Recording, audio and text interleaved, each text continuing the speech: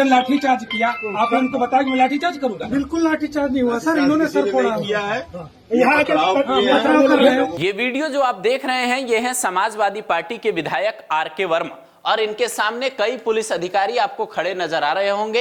एक लाइन से कई अधिकारी खड़े हैं जिनमें से कुछ अधिकारियों से इनकी बहस भी होती है। और ये जो हेलमेट लगाए साहब खड़े हैं ये बाकायदा कहते हैं कि पथराव में मेरे सिर पे चोट लगी है। अब सवाल है कि प्रतापगढ़ के भीतर ऐसा क्या हुआ कुछ ही घंटे के भीतर कि माहौल इतना बिगड़ गया कि पीएसी को उतारना पड़ा। ये जो आप हॉस्पिटल की तस्वीर देख रहे हैं पूरी कहानी इसी हॉस्पिटल से जुड़ी है। हॉस्पिटल का नाम मां मल्टी स्पेशलिटी हॉस्पिटल है, लेकिन हॉस्पिटल के अंदर निर्ममता इतनी हुई है कि जो एफआईआर की कॉपी दी गई है उसे अगर आप पढ़ेंगे तो आपकी रूह कांप जाएगी। जो लड़की थी 21 साल की, उसकी मां ने जो शिकायत दी उसमें उसने लिखा है कि मेरी बेटी जो है गुरुवार शाम 6:30 बजे साइकिल से ड्यूटी करने अस्पताल गई थी। रात 8:30 बजे उसे अस्पताल से फोन आता है कि हॉस्पिटल आ जाओ। जब वो हॉस्पिटल पहुंचती है तो वहां उसे अंदर नहीं जाने दिया जाता है, बल्कि अस्पताल के 3 कर्मचारी उसको गेट पे ही रोक लेते हैं और थोड़ी देर बाद वो अंदर से फिर बाहर आते हैं।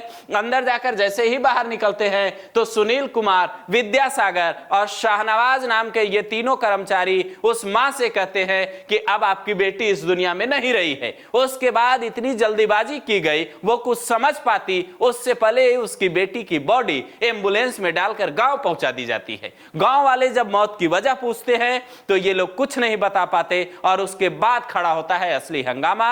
गांव वालों को जो शक था वो शक यकीन में तब तब्दील होने लगता है जब वो लोग थाने जाते हैं, एफआईआर दर्ज करवाते हैं और जब बॉडी को देखते हैं तो पता चलता है कि बॉडी के निचले हिस्से पर कोई कपड़े नहीं है। शरीर पे कई जगहों पे चोट के निशान थे।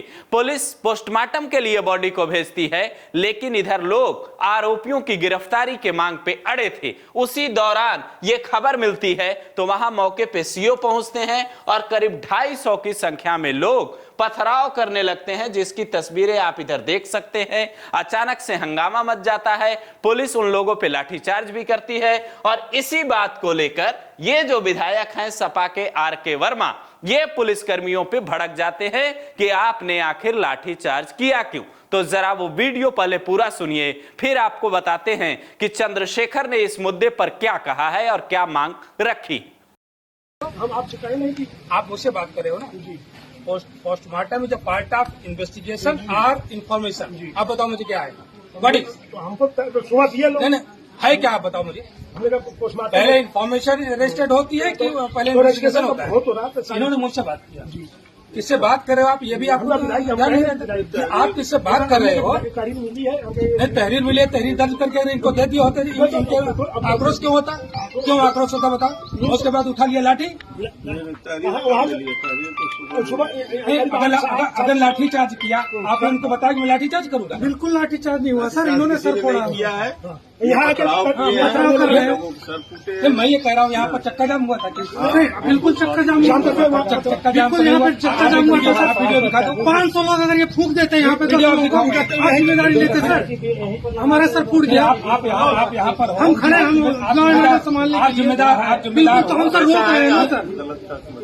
बॉडी बीच में रखी इसका वीडियो है सर। नगीना से सांसद चंद्रशेखर इस मसले को लेकर लिखते हैं कि प्रतापगढ़ जिले के रानीगंज थाना क्षेत्र में जो घटना हुई है वो अत्यंत दुखद, शर्मनाक और दंडनीय है। यह प्रदेश में दलित बेटियों पर हो रहे हिंसक अत्याचारों, जातिवादी मानसिकता और दलित बच्चियों की असुरक्षा का संयुक्त प्रमाण है। दोषियों की तुरंत गिरफ्तारी होनी चाहिए, उन्हें फांसी की सजा मिलनी चाहिए। SC/ST एक्ट के तहत इन पे कार्रवाई होनी चाहिए। पीड़ित परिवार को सरकारी सुरक्षा और आर्थिक मदद मिलनी चाहिए। मुकदमे की सुनवाई फास्ट ट्रैक कोर्ट में होनी चाहिए। आप इस पर क्या कहेंगे, पूरी घटना पर कमेंट करके अपनी राय जरूर दें।